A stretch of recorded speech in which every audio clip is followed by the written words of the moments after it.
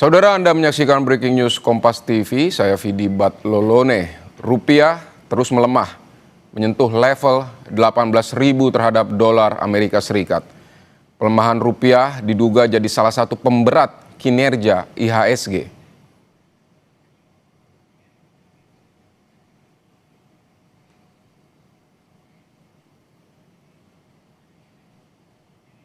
Saudara, rupiah makin tak berdaya melawan dolar Amerika Serikat.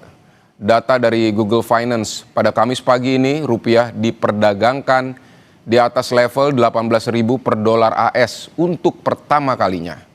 Sementara dari data terakhir, rupiah pada Rabu 3 Juni di level 17.980. Pelemahan terus terjadi diduga karena akumulasi sentimen eksternal, tensi geopolitik, penutupan Selat Hormuz serta faktor domestik, koordinasi moneter dan fiskal.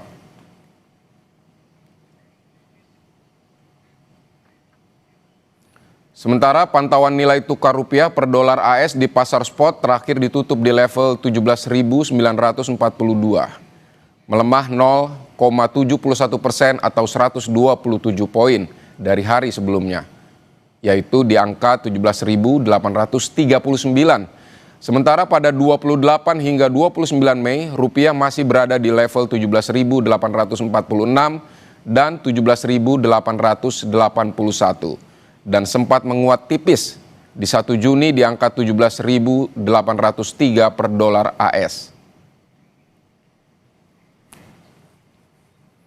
Saudara, pada perdagangan kemarin, Rabu 3 Juni 2026, IHSG rontok lebih dari 4%.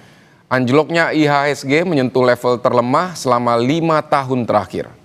Sejumlah sentimen secara bersamaan menekan investor baik institusional maupun retail, mulai dari pelemahan rupiah yang menyentuh 18.000 rupiah per dolar AS yang memperkuat tekanan terhadap pasar keuangan domestik. Rumor yang diduga akan memuat proyeksi negatif terhadap stabilitas ekonomi nasional. Hingga lembaga pemeringkat internasional Moody's yang memberikan outlook negatif kepada Danantara Investment Management. Menteri Keuangan Purubaya Yudi Sadewa juga sepakat bahwa banyak rumor di dalam negeri yang menyebabkan IHSG ambles. Hari ini ambruk udah hampir 5%, Pak. Karena banyak isu-isu negatif yang isu global, cuman kita yang jatuh cuman kita sendiri kalau nggak salah sama Cina sendiri, yang lain tuh. Jadi saya pikir banyak rumor di dalam negeri yang pasti ketika S&P datang ke sini ada rumor S&P akan mendowngrade. Padahal saya baru mau ketemu nanti malam jam 7 sama S&P. Kalau ngelihat kondisi fiskal kita harusnya sih nggak ada masalah. Mengutip RTI Bisnis pada penutupan perdagangan kemarin, IHSG anjlok 254,3 poin atau sebesar 4,11%. Pergerakan IHSG sepanjang hari diwarnai oleh 69 saham menguat, 692 melemah, dan 54 saham stagnan. Kapitalisasi pasar BI tercatat sebesar 10.478 triliun rupiah. Aktivitas perdagangan di bursa terbilang aktif dengan nilai jual beli saham tercatat mencapai 25,1 triliun rupiah.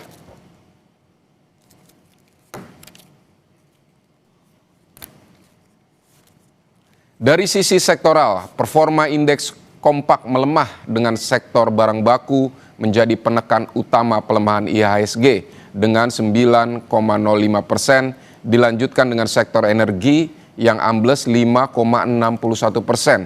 Sektor infrastruktur turun 5,05%. Sektor kesehatan anjlok 4,36%. Sektor industri turun 3,54%. Serta properti dan keuangan masing-masing turun 3,48% dan 1,76%.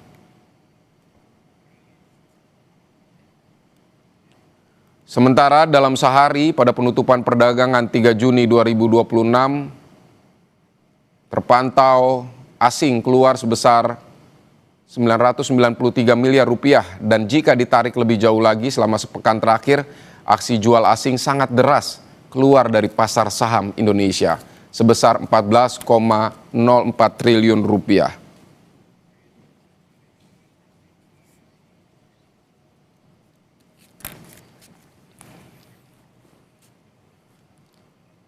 Lalu bagaimana dampak pelemahan rupiah dan anjloknya IHSG pada pembukaan perdagangan hari ini terhadap inflasi serta daya beli masyarakat? Telisa Aulia Valianti, ekonom dan guru besar Fakultas Ekonomi dan Bisnis Universitas Indonesia akan menjelaskannya untuk Anda. Dan selamat pagi Ibu Telisa. Selamat siang maksud saya. Oh ya, siang. Ya, baik. Siang. Baik Ibu, jadi menurut Ibu Telisa, apa faktor utama yang menyebabkan rupiah melemah tajam hingga menyentuh level 18 ribuan per US dollar hari ini? Ya, tadi kan dikatakan sentimen domestik, tapi juga di globalnya memang ada berita terbaru bahwa ada kebuntuan dari negosiasi antara Amerika Serikat dengan Iran. Jadi saya melihat di sini ada dua faktor, eksternal dan internal.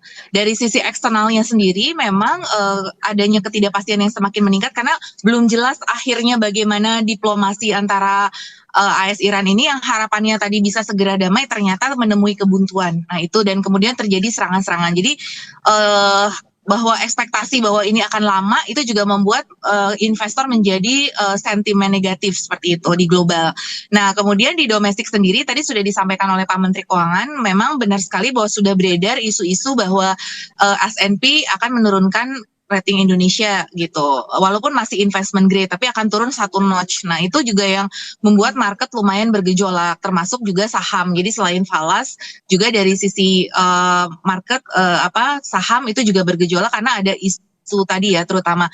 Dan kemudian ini juga bersamaan dengan adanya kebijakan-kebijakan baru yang masih dikhawatirkan itu kemudian bisa menciptakan distorsi-distorsi kepada pasar gitu ya. Walaupun itu belum pasti ya.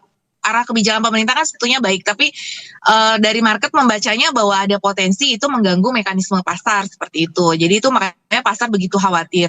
Dan berbarengan banget dengan Moody's yang memberikan rating yang tidak terlalu baik ya, gitu. Ya dalam arti bahwa tidak seperti yang kita harapkan kepada Danantara seperti itu. Nah itu juga, jadi multifaktor banget ya rupiah kita terus melemahnya karena tadi tekanan internal dan eksternal yang begitu besar seperti itu. Baik, multifaktor. Tapi apa yang menurut Anda paling dominan? Ini faktor eksternal atau internal?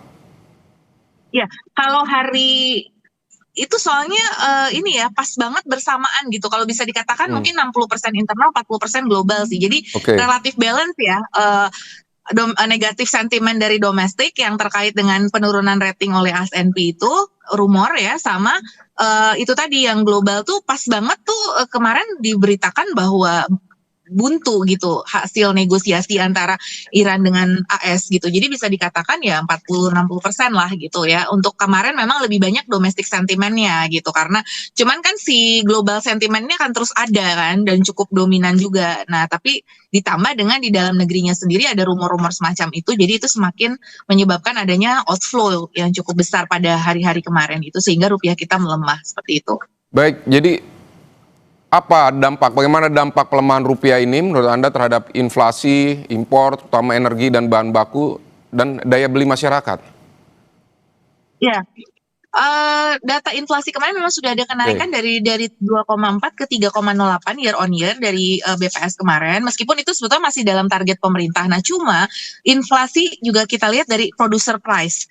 Producer price sudah naik lebih dari 3% ya, sekitar 3,2-an gitu, sudah naik harga produsen. Biasanya nanti kalau harga produsen naik di bahan baku, nanti di harga konsumennya juga akan mengikuti untuk mengalami naik. Jadi bisa jadi bulan depan inflasinya lebih tinggi, karena sejumlah harga pangan juga sudah mulai mengalami kenaikan. Dan kita sendiri kalau survei-survei di pasar, memang beberapa produk sudah mengalami kenaikan ya. Produk elektronik, produk bahkan kuliner sendiri, makanan-makanan minuman, itu juga sudah banyak mengalami peningkatan. Plastik kan dari awal juga sudah mengalami kenaikan ya. Nah BBM sendiri walaupun ditahan, tapi kan BBM yang non subsidi ada kemungkinan direview ya kalau terus menerus misalkan rupiah ini melemah gitu. Jadi potensi kenaikan inflasi dan penggerusan daya beli itu tetap ada, walaupun memang pemerintah bilang melakukan berbagai langkah untuk memitigasi, seperti memperkuat tim pengendali inflasi, kemudian juga upaya-upaya untuk menahan administer price ya, menahan agar harga-harga dari yang bisa diatur oleh pemerintah itu ditahan untuk tidak naik gitu kan. Pemerintah terus melakukan upaya itu, tapi seberapa kuat dan seberapa lama game ini gitu kan terjadi gitu. Nah, kalau kita tidak segera mengembalikan tadi ya kredibilitas kebijakan kita dan kepercayaan kepada investor. Sekarang pemerintah Bank Indonesia juga terus berupaya dengan 7 langkah strategis membatasi dolar, menaikkan suku bunga SRBI juga selain BI rate ya, itu juga sudah dilakukan untuk menahan laju ini. Cuma memang sentimen negatifnya itu begitu tinggi ya, sehingga bukan hanya asing yang menarik uangnya, investor domestik sendiri itu sudah mulai menaruh di luar negeri karena ada beberapa kekhawatiran. Nah, itu yang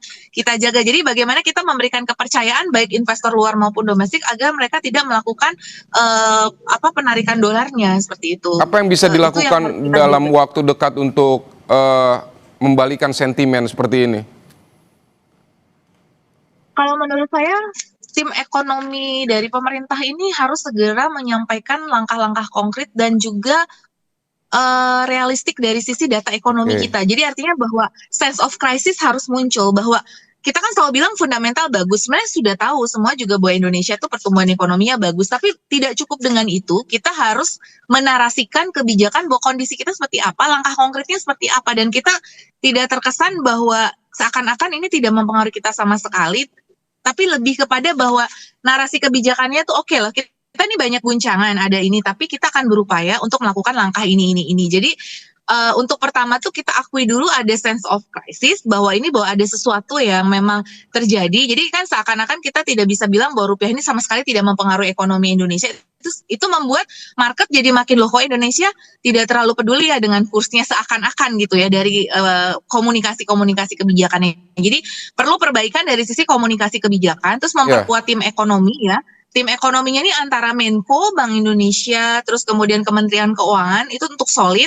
Terus dari sisi fiskal kan dikatakan tidak ada masalah. Nah, sebenarnya kan juga ada concern seperti bunga utang dan lain sebagainya. Jadi artinya bahwa bahwa sebenarnya kita itu menghadapi masalah struktural namun terkendali gitu loh. Jadi dan itu kita berusaha untuk perbaiki gitu. Jadi artinya bahwa meminimalisir denial ya kalau saya bilang, karena gini, kami membandingkan dengan negara-negara lain ya, bagaimana menghadapi krisis. Mereka pertama bilang bahwa ini akan ada guncangan loh di global, ekonomi kita itu akan menghadapi guncangan, sehingga kita harus bersama-sama untuk menghadapi guncangan itu. Dan itu masyarakat soalnya merasakan. Jadi yang pertama itu di domestik sendiri harus kompak gitu loh, bahwa pemerintah itu menyadari bahwa di masyarakat itu ada yang terdampak, mungkin ada yang tidak terdampak, ada yang terdampaknya banyak gitu. Tapi kan kebanyakan masyarakat umum kelas menengah ke bawah itu merasakan sekali dampak dari kenaikan ini. Nah, itu yang empati dari government sendiri bahwa ada loh kelas yang terpengaruh.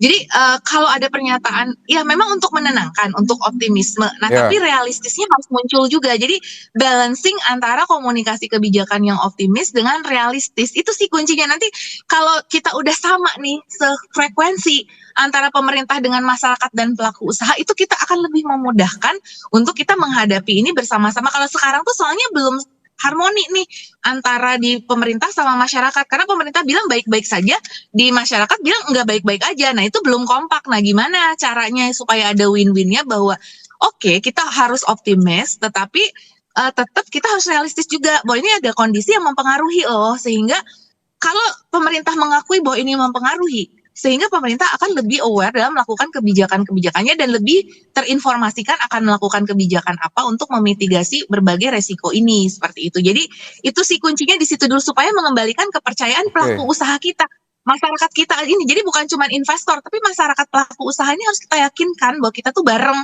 dan kita satu frekuensi, seperti itu. Jadi kita nanti bisa lebih kompak nih, gerakan cinta rupiah, gerakan pahlawan devisa. Kita minta nih eksportir agar menaruh devisanya di Indonesia tanpa harus selalu dipaksa dengan regulasi.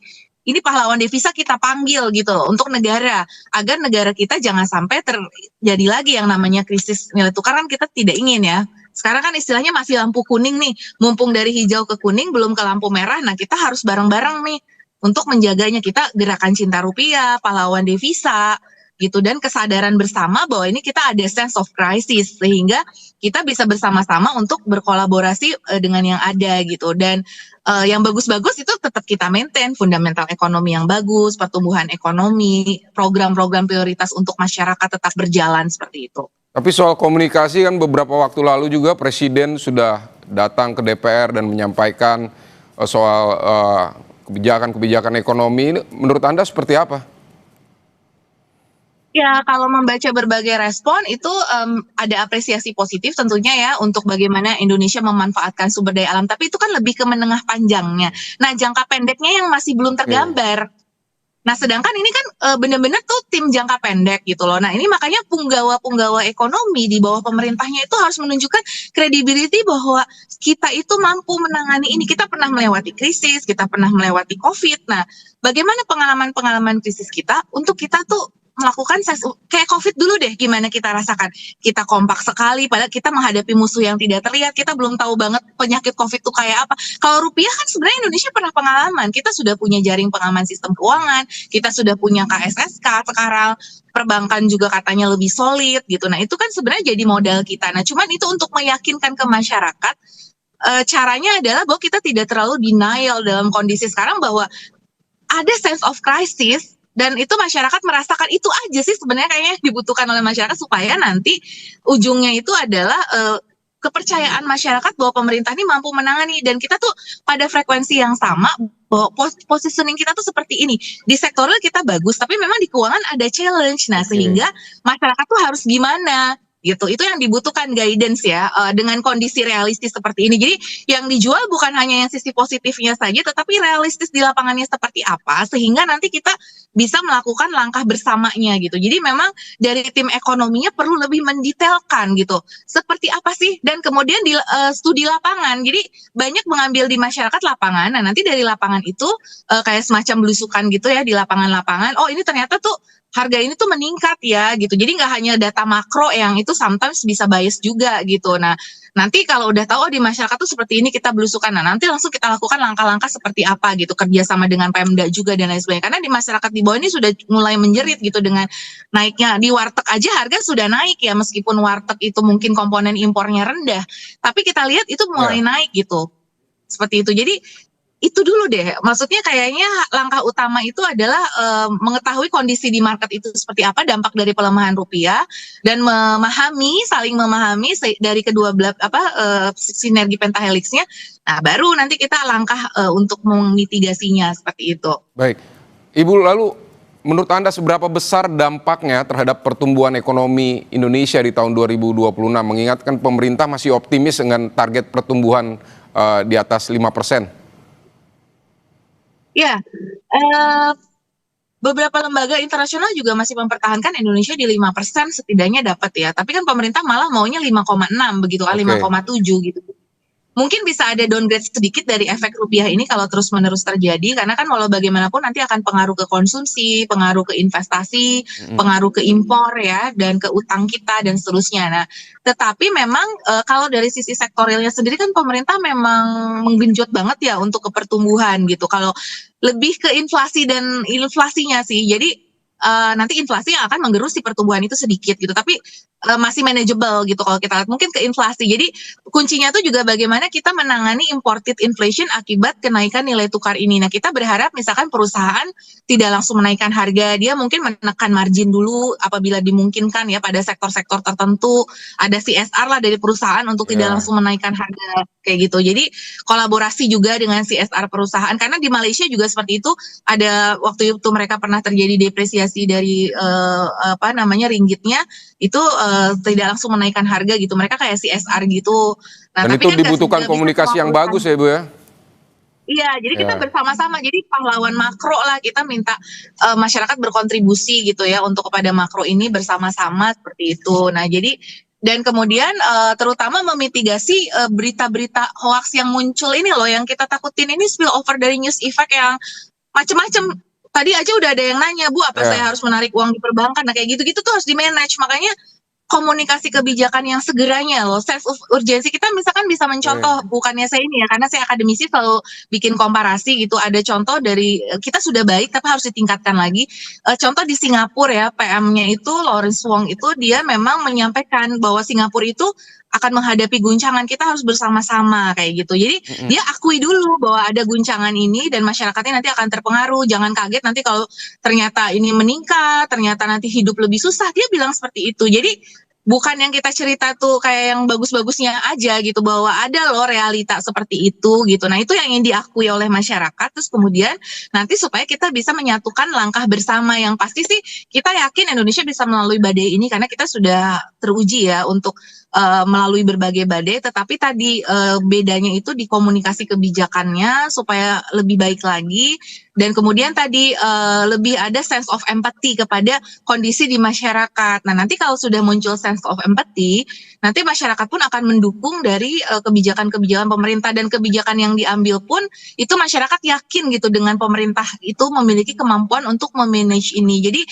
jangan terkesan terlalu menyepelekan karena itu masyarakat malah jadi tidak percaya seperti itu. Kalau ingin mendapatkan kepercayaan itu justru bukan dengan kita misalkan terlalu membagus-baguskan kita, tetapi lebih ke ini loh langkah-langkahnya, kita punya langkah ini, kita punya stand seperti ini, kita melakukan ini, sehingga masyarakat pun oh iya pemerintah tuh memang sudah berupaya gitu, dan masyarakat akan mendukung dengan behaviornya. Misalkan dari sisi neraca jasa kita kan negatif terus, salah satunya jasa traveling. Nah kita mungkin mengurangi traveling keluar yang tidak diperlukan karena itu akan menggerus dolar misalkan kayak gitu-gitu. Jadi masyarakat pun bisa membantu dari behavior. Terus pengusaha eksportir gitu bisa menaruh memang dolarnya di Indonesia, mengkonversi dolar. Kita butuh eksportir pahlawan devisa yang bisa mengkonversi devisa yang mereka miliki karena kita lagi butuh banget. Kemarin kan devisa udah turun ke 146, jadi turun lagi ke 5,6, dari 5,8 bulan impor sudah turun ke 5,6. Nah ini kita harus hati-hati, memang masih di atas 3 bulan impor, tapi itu sudah mulai trennya menurun terlihat. Nah neraca dagang kita juga sudah menipis. Nah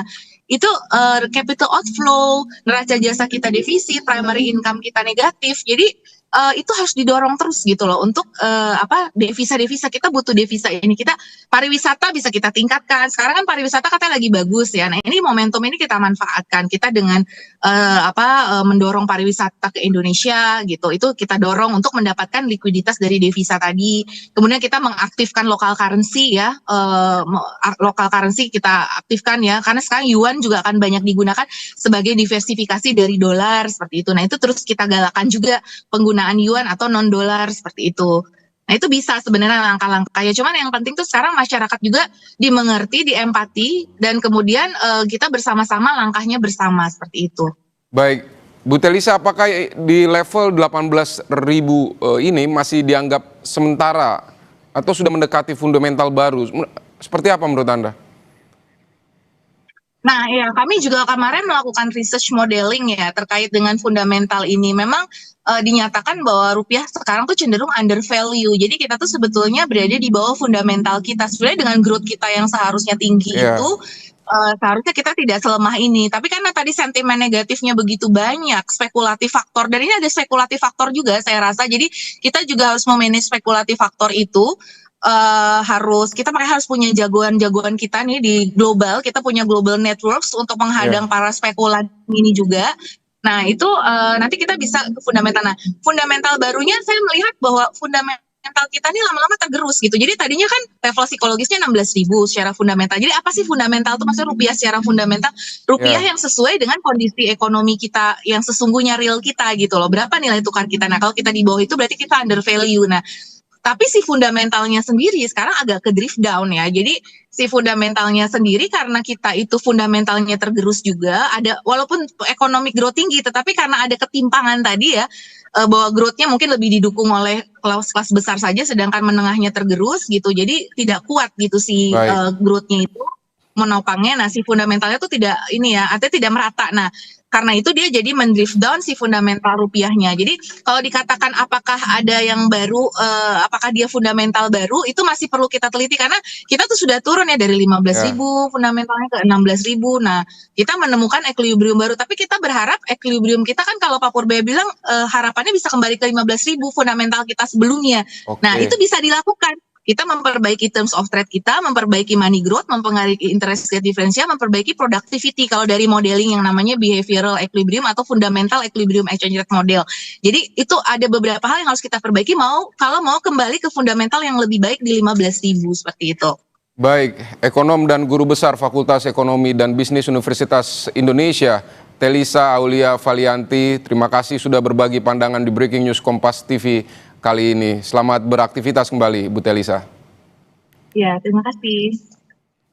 Saudara, breaking news Kompas TV kami akhiri sampai di sini. Tetap bersama kami untuk mengupdate informasi-informasi selanjutnya di program Kompas Siang. Saya Vidi Batlolone pamit, sampai jumpa.